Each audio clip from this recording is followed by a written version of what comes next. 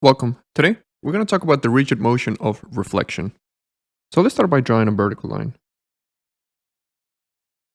We can define this line as x equals 3. And now, let's just choose a random point. Let's define p as -1, 2. Now, what will be the outcome if we reflect this point p over the line x equals 3? The way that we're going to think about this is, imagine that we're going to fold this plane over the line x equals 3. If we do so, then this point that is on the left-hand side is going to land somewhere on the right-hand side. Now the question is, where exactly is it going to land? Well, let's talk about some of the properties that need to happen.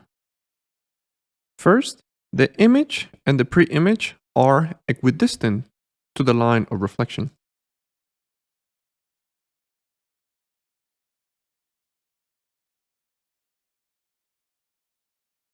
So let's start by measuring the distance from P to the line of reflection. So notice that this distance is of a value of 4. So this should be the same distance that we have for the image point after it's been reflected. So now let's count 4 units away from the right-hand side of the line. And after doing that, notice that we land at a new location. This is going to be the location of P prime. And we're done. We have reflected the point P over the line x equals 3.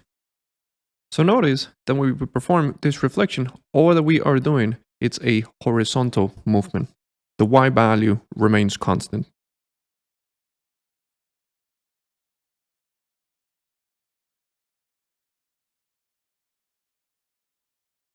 And then in addition, if we connect the point P to P prime, notice that the line segment is perpendicular to the line of reflection.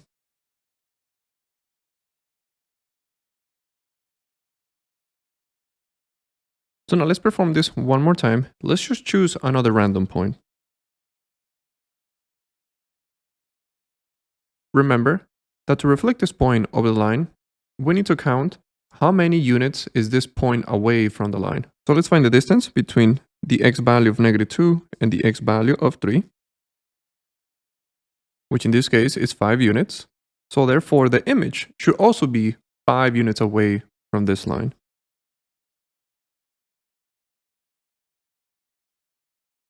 So we are done. Now, the notation that we'll be using for reflection, it's a lowercase r. And at the bottom, as a subscript, we need to indicate what is the line of reflection. So based on this example, notice that we reflected over the line x equals 3. So the notation that we can use for this reflection is lowercase r. And as a subscript, x equals 3. Because here we're saying we're reflecting over the line x equals 3. Now let's take a look at another example.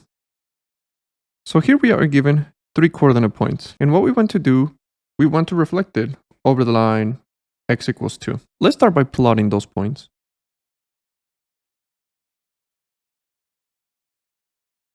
Now let's connect those points.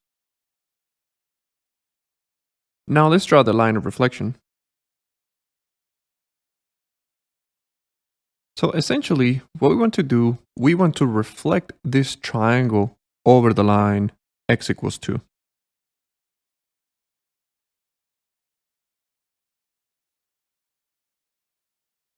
So the way that we're going to reflect this triangle is by reflecting one point at a time. Let's start by reflecting point A. Let's start by finding the distance away from the line of reflection. In other words, let's find the difference between the x values. It is 4 units away, so now let's find that same distance on the right-hand side of the line. So now we have found the image of point A reflected over the line x equals 2. Now let's show this transformation using the correct notation. So we perform a reflection over the line x equals 2, and what we did, we got point A, which it was from -2, -2, and now the image is A prime, and it's located at 6, -2. So now let's reflect point B, which is 3 units away from the line. So now the image should also be 3 units away from the line.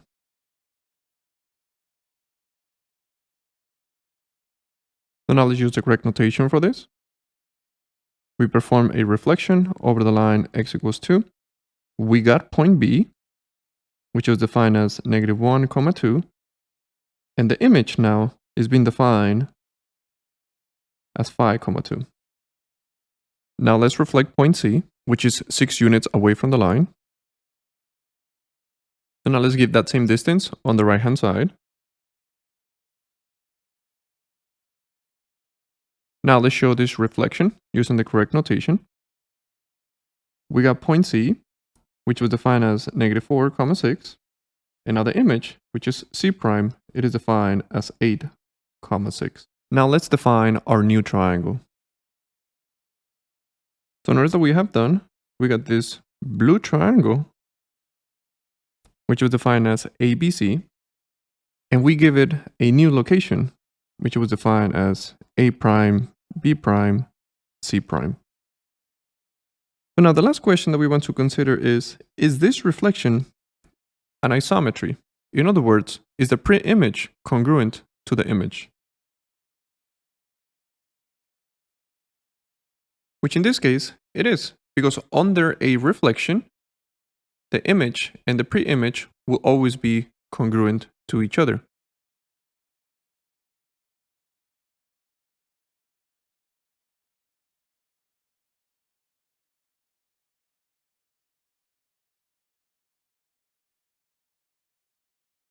Hello. If you would like to continue to learn about mathematics, you can check out the videos on the left.